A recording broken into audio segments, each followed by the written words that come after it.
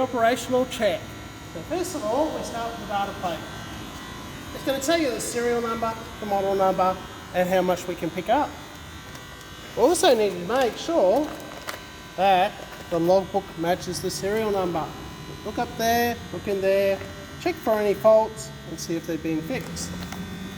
Also need to make sure there's a manual on the machine. I'm going to point out the manual. Whenever it says how much you can pick up, you've got to take your body weight off it. So if I weighed 100 kilos, I've got to take my body weight off how much I can pick up. I'm going to make sure this is secure and it's all there. As you go around the machine, we need to be checking to make sure the overhead guard is in place. Make sure there's not obvious damage. Make sure the lights aren't hanging down. And here checking to make sure the gate is actually operational. Down here we're checking the cab. We're checking the forklift load, so we're going to check the tips. Now we're going to check the heels. And if I had a pallet locking plant, the pallet locking plant would be right there. In here, you can check your hydraulic arm and chain, make sure it appears to be in place. And if this didn't have a pallet locking plant, it's quite likely to be another 2 gates that actually lift out that way so you can step out here. Around this side, pretty much checking the same as the other side. Check the overhead guard, check the light, make sure it's not hanging down, and check the gate, make sure it goes up and down. On the mast, you're checking for rust or cracks, make sure the safety sticker's there. Spank the safety sticker, that'll help you to remember it's there. Around the front here, we're checking the hoses, the chains and the cable, making sure they're all straight up and down and that actually they're sitting properly over the top of the pulley there.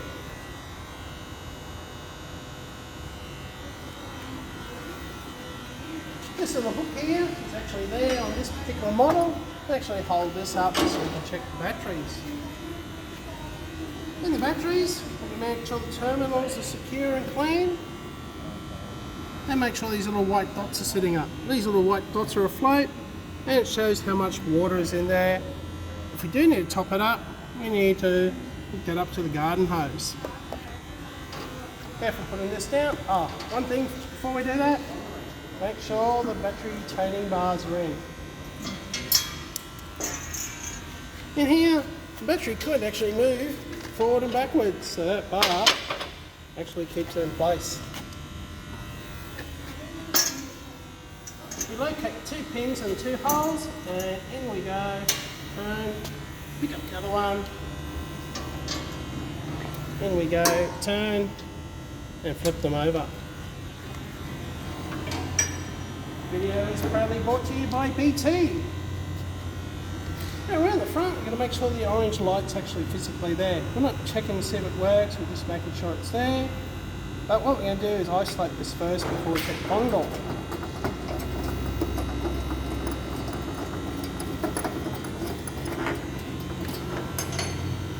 Underneath the bonnet, check for any recent oil leaks. No recent ones. Then we check the hydraulic fluid. It's very clear, very thin. If you actually put it against something, you would actually see it. It's like sewing machine oil.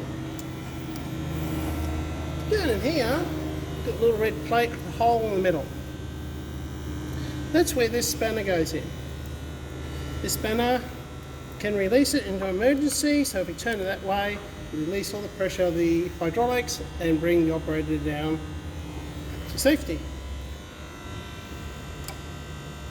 Due to that function, you wouldn't use these blades in racking like a forklift, because if you did that, you couldn't lower a person down. When you close the bonnet in, we'll put it in nice and square, and make sure it's sitting evenly on both sides. And put the pins back into place.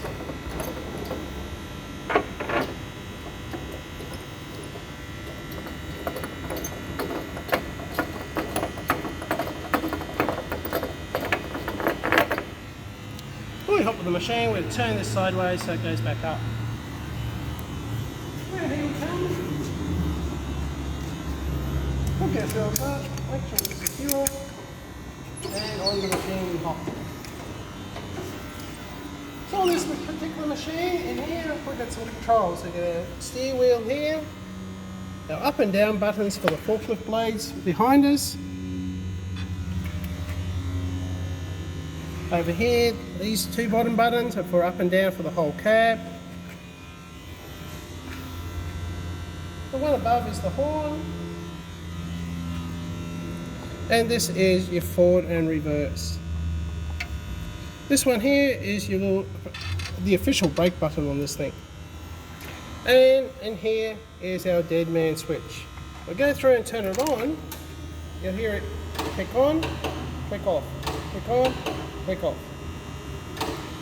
Now, first thing we do is go lift these blades up, make sure they're working.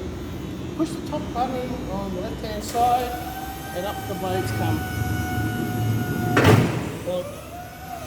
To go down, use the horn and lower down the machine.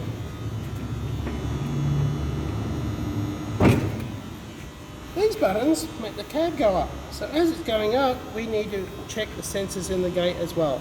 So as it's going up, we lift the gate, the sensor's working.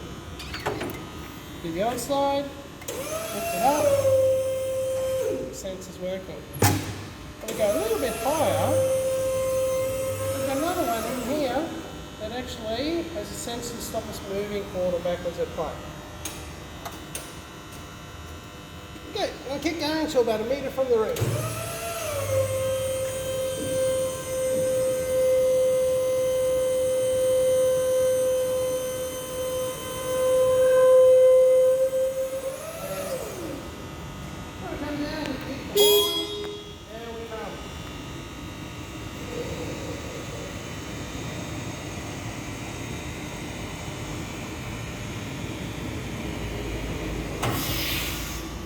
So whenever this machine's moving, we'll always have the orange flashing light on at the front. And when it comes to lights, you've got to look at the lights above us.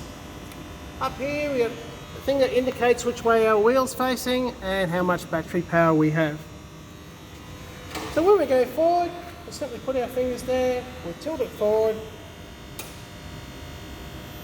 nice and slowly. If you want to stop, you can just take your hand off and it will stop it. Going backwards, look over our shoulders, toot the horn, and backwards we go. Once again, take your hands up and stop. Another way to stop this forklift from actually moving is as we're going along, we can hit this little brake. So go along, tap the brake. Like that. Tap the brake. And that's pretty much how you go through. You can also check your steering, only if everybody is safely away. And that's pretty much your pre-operational check for your BT water picker.